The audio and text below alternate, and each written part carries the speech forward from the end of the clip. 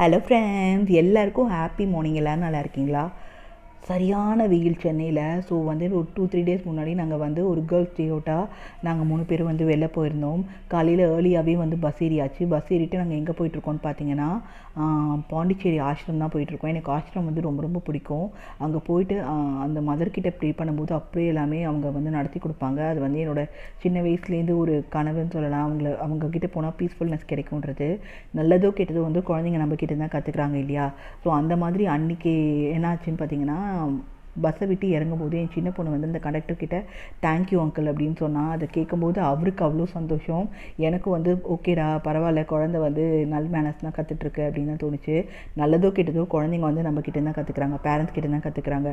So நான் வந்து எப்போதுமே வந்து ஆட்டோக்காராக இருந்தாலும் சரி, யாராக இருந்தாலும் சரி, தேங்க்யூண்ணா அப்படி தான் சொல்லிட்டு இருப்பேன்.